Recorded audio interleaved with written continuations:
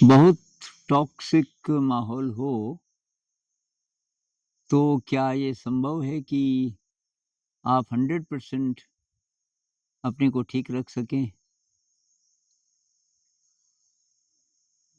तो भई ये तो डिपेंड करेगा कि आपकी एनर्जी कितनी है। किसी भाई साहब ने ये सवाल पूछा, उन्होंने ये भी बोला कि अगर हम 100% ब्रेन का उपयोग करें, तो 100% ब्रेन का उपयोग तो कोई रेयर होगा इस प्लैनेट पे जो कर पाएगा। लेकिन मुझे 2 कहानियाँ पहले याद आ रही हैं। एक तो है सोक्रेटिस की जो मैं शेयर कर चुका हूँ पहले कुछ वीडियोज़ में। सोक्रेटिस वो सुकरात जिनको बाद में ज़हर दे के मारा गया था क्योंकि उनके पास सलाह लेने बहुत लोग आते थे, ख़ासकर यूथ। और ये राजा को खतरा हो गया क्योंकि वो तो युद्ध की बात नहीं करते थे, वो तो ये गहरी-गहरी बातें करते थे, भई ये जन्म क्यों हुआ वगैरह-वगैरह। तो कहते हैं कि सोक्रेटिस की उम्र 50 के करीब हो गई थी और उनके दोस्तों ने बोला कि आप शादी नहीं करोगे? उन्होंने कहा शादी तो मैं कर सकता हूँ, मुझे सही लड़की अभी मिली नहीं। कैसी चाहिए आपको? उन्होंने कहा अगर आप घोड़ों के ट्रेनर हो, तो जितने भी घोड़े आपके पास आए, आपको ज़्यादा चैलेंजिंग अभी लगे नहीं, या जो थे भी तो धीरे-धीरे आपको लगा कि ये आसान है इनको तो ट्रेन करना, और मैं और सीखना चाहता हूँ। तो अब मुझे कैसा घोड़ा चाहिए? तो उन्होंने कहा कि जो ज़रा ज़्यादा चैलेंजिंग हो, कि बस तो मुझे ऐसी कोई लड़की चाहिए जिसके साथ रहना आसान ना हो। तो एक लड़की थी ज़ांथिपी।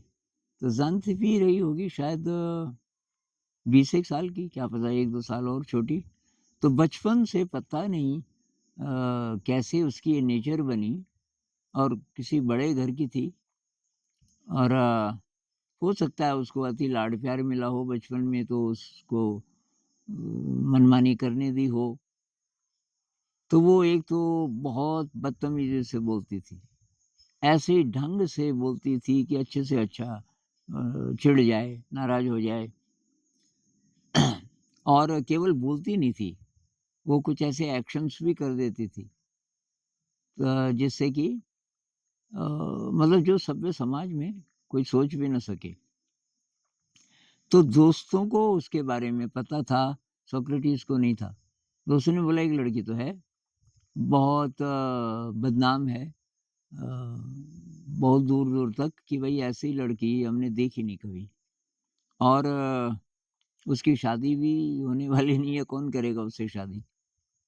उससे करनी है तो बोलो। तो उन्होंने बताया, ज़ांथिपी के कुछ किस्से बताए, और ये जो सोक्रेटिस है ये बहुत खुश हो गया। उन्होंने बोला बिल्कुल ठीक, पूछो उस लड़की से। अब लड़की को भी पता था मेरे से कोई शादी तो करेगा नहीं, शायद वो आउट ऑफ कंट्रोल हो जाती थी। वो मुझे नहीं लगता जानबूझ के करती थी हर समय, लेकिन गुस्सा आता था और वो नियंत्रण नहीं कर पाती थी। हो सकता है बाद में पछताती हो, तो बाद में पछताती थी ये तो किसी को नहीं पता, अकेले में पछताती होगी। तो उसको पूछा ज़ांथिपी को कि भई वो सोक्रेटिस को सब जानते थे दूर-दूर तक, बहुत बड़े संत थे, और उनके पास सलाह लेने आस-पास के देशों के भी और देशों के भी लोग आते थे। ज़ांथिपी ने कहा कि वो करेंगे मेरे से शादी? हाँ, हाँ, हम पूछ के आ रहे हैं कि मेरे बारे में क्या जानते हैं, कि सब जानते हैं वो, कि फिर भी करना चाहते हैं, कि हाँ, तो कि ठीक है। हो गई साहब, शादी हो गई।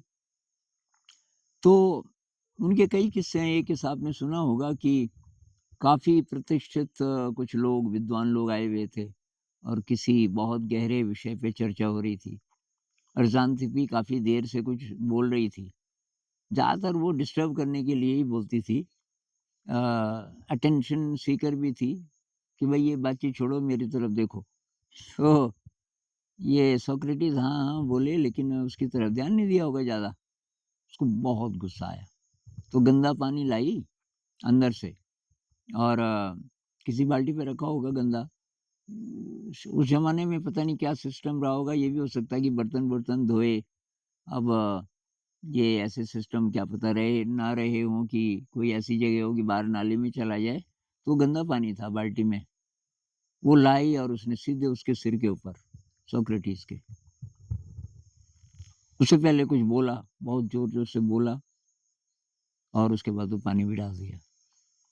अब वो जो विद्वान लोग थे, वो शायद पहली बार आए थे, उनको बहुत शॉकिंग, और उन्होंने देखा सोक्रेटिस की तरफ। सोक्रेटिस मुस्कुराया। क्या आपको नहीं पता? पहले बादल गरजते हैं, फिर बारिश होती है, वही तो हुआ। तो उनको बड़ी हैरानी कि इस आदमी को गुस्सा क्यों नहीं आ रहा है? तो भई अगर तो आप सोक्रेटिस जैसे हैं, आप बोले ना 100% अगर कोई ब्रेन का उपयोग करे, तो 100 के आस-पास शायद सोक्रेटिस करता होगा। संत लोगों को कह सकते हैं कि वो ब्रेन का मैक्सिमम 100% तो पता नहीं, पर मैक्सिमम यूज़ जितना इंसान कर सकता है, तो उच्च कोटि के जो संत हैं, वो शायद कर पाते होंगे और शायद उनको नहीं आता होगा फिर गुस्सा। या आता भी हो 1 आध सेकंड के लिए, 1-2 सेकंड के लिए, वो जल्दी ठीक हो जाते हैं। अब हम सामान्य लोग हैं, हमें गुस्सा आ जाए तो बड़ी देर लगती है ठीक होने में। तो जब आप बोल रहे हो टॉक्सिक माहौल, तो कोई गड़बड़ बोल रहा है, लोग सेंसिटिव नहीं हैं और ध्यान का संस्कार नहीं है, तो कोई घटना होती है, कोई कुछ बोल देता है, तो आपको सदमा लगता होगा। कितनी देर तक? आपको उसको ठीक करने में कितना टाइम लगता है, इससे आप नाप सकते हो कि आप कितने तैयार हो। तो जब तक हम कमज़ोर हैं ना, तब तक हमें प्रोटेक्शन चाहिए। कोई छोटा पौधा है, ऐसी जगह आपने लगा दिया जहाँ बहुत तूफ़ान है, तो वो तो तूफ़ान तो तोड़ देंगे उसको। तो उसके लिए प्रोटेक्शन चाहिए, या तो वहाँ मत लगाओ उसको, जगह बदल दो, या फिर उसकी ऐसी बाड़ करो, पता करो कहाँ से तूफ़ान किस दिशा में ज़्यादा आता है, उधर कोई विंड ब्रेकर ऐसा कुछ लगा दो, कोई स्ट्रॉन्ग ऐसी बाड़ कि उसके अंदर हवा कम जाए, वो थाम दे उसको, उसके फ़ोर्स को। यानी कि आपको प्रोटेक्टेड एनवायरनमेंट चाहिए। जैसे ये ध्यान शिविर होते हैं ना, ये विपस्सना होता है 10 दिन का, उसमें बोलना ही नहीं है, किसी से इंटरैक्शन नहीं, कुछ काम भी नहीं करना, तो फिर मन डिस्ट्रैक्ट होगा कैसे? तो वो इसलिए कि भई अब शुरुआत है, तो वो प्रोटेक्टेड स्पेस ज़रूरी है। लेकिन जब आप ज़रा गहरे साधक हो गए, तब यही माहौल आपके लिए अच्छा है, आपके टेस्ट के लिए। जो टॉक्सिक माहौल है, वो अच्छा इसलिए है कि बार-बार आपको गुस्सा आएगा, खराब लगेगा और कुछ गड़बड़ बोलने का मन करेगा। अब कितनी देर आपको लगती है अपने को ठीक करने में, तो तब आपके लिए वो टॉक्सिक एनवायरनमेंट अ, यूज़फुल हो सकता है। तो एक और केस भाई जो मुझे पता चला गुजरात में। अब मैं शहर का नाम नहीं लूँगा क्योंकि वो बोलेंगे कि आपने हमसे बिना पूछे बता दिया। तो गुजरात में किसी शहर में मेरे दोस्त ने, मैं मिल नहीं पाया उन लोगों को, लेकिन मेरे दोस्त ने बताया कि एक मेरे दोस्त हैं और वो कि पहले से बहुत गहरा ध्यान करते थे। जॉब भी करते थे, शायद 1.5 घंटा कम्यूट करते, 1.5 घंटा बस में उधर और फिर 1.5 घंटा इधर, ऐसा वाला कोई जॉब था। और अब शादी की बात चली, तो उसने बोला भई शादी ठीक है, लेकिन मैं बात करूँगा लड़की से। लड़की भी धार्मिक प्रवृत्ति की थी, पूजा-पूजा कुछ न कुछ करती थी। तो इसने बोला कि भई मेरे जीवन की दिशा तो ये है, आध्यात्मिक, लेकिन इसके होने से कोई फ़र्क नहीं पड़ेगा। अ, और आपकी रुचि है अध्यात्म में? उसने कहा मेरी बहुत ज़्यादा, वो बहुत खुश हुई। बल्कि उसका ये ड्रीम था कि ऐसा हस्बैंड मिले जिसकी ये दिशा हो। बहुत खुश हुई, उसने कहा मैं ध्यान करता हूँ। हाँ, कि अब कई तरीके हैं और क्या आपको भी ध्यान ट्राई करना पड़ेगा, करोगी शादी के बाद? कि क्यों नहीं मैं करूँगी। मुझे पता नहीं वैसे ध्यान के बारे में, पूजा का ही पता है।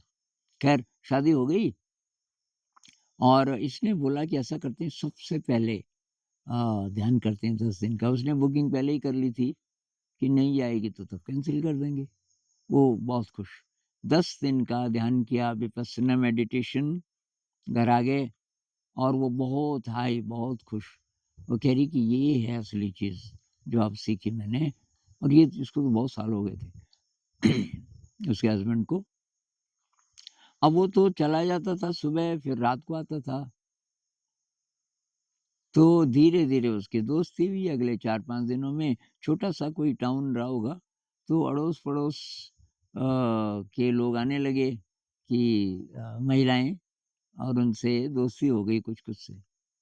अब एक महिला कहने लगी कि ये तो सन्यासी है, ज़रा पकड़ के रखना इसको, इसका भरोसा नहीं, ये घर छोड़ के भी जा सकता है।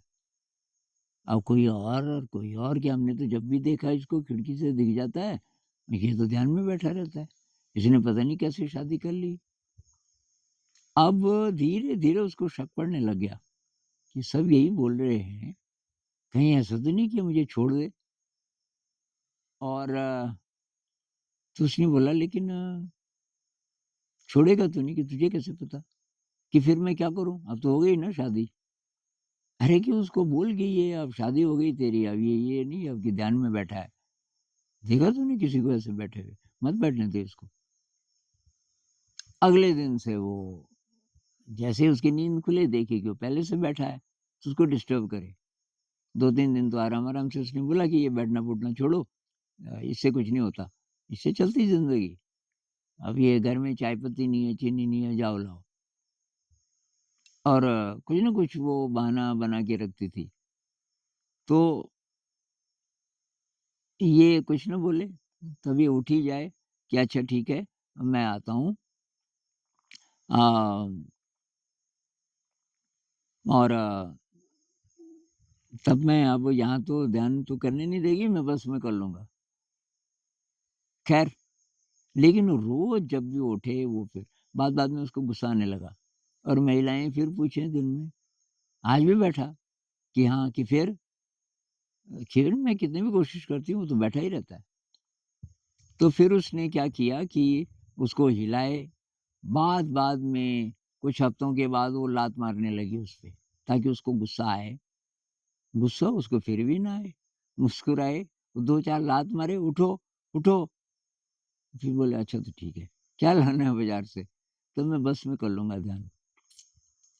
अब कुछ लोग कहते हैं कि वो परीक्षा ले रही थी कि कितना समता भाव है। लेकिन ये भी हो सकता है कि वो सचमुच ही डर गई थी। लेकिन असली बात ये है कि इसको फ़र्क नहीं पड़ा इस आदमी को।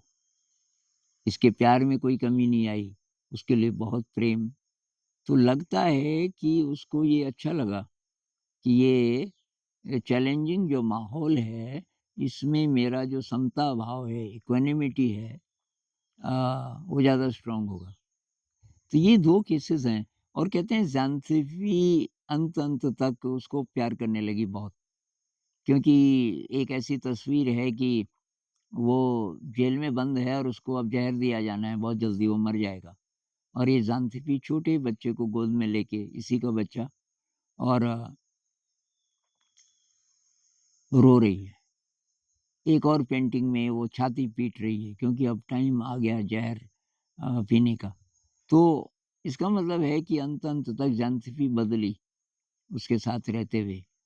और ये जो दूसरा केस है जिसमें पत्नी लात मार के उठा देती थी, डिस्टर्ब कर देती थी, इस केस में ये जो आदमी है, इसका प्रेम कम नहीं हुआ उसके लिए।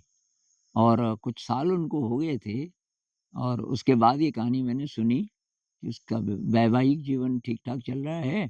और अब वो साधिका बनी कि नहीं बनी, कुछ समय बाद बन ही जाएगी जब देखेगी कि नहीं छोड़ रहा है ये घर, ना प्यार में कमी हो रही है। तो आप अब किस स्टेज पे हैं, उस पे डिपेंड करेगा। अब टॉक्सिक माहौल है, रोज़-रोज़ आप कुछ कर ही नहीं पाते।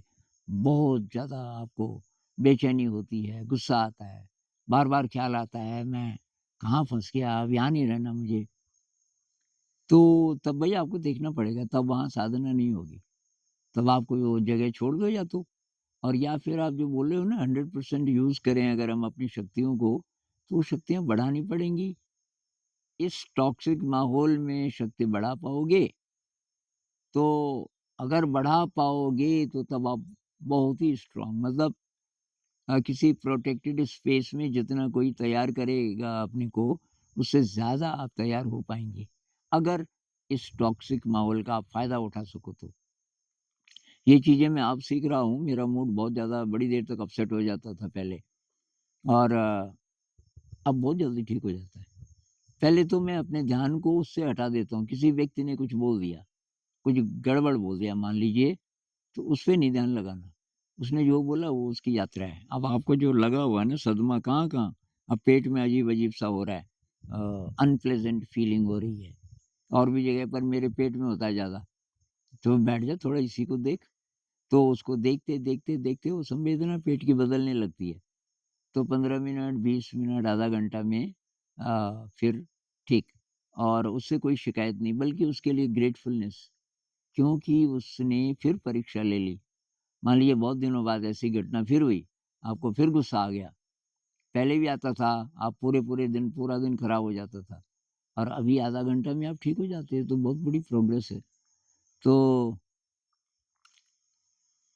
तो वही बात कि भई आप किस स्टेज पे हैं, उस पर डिपेंड करेगा कि टॉक्सिक माहौल में आपकी साधना हो पाएगी कि नहीं।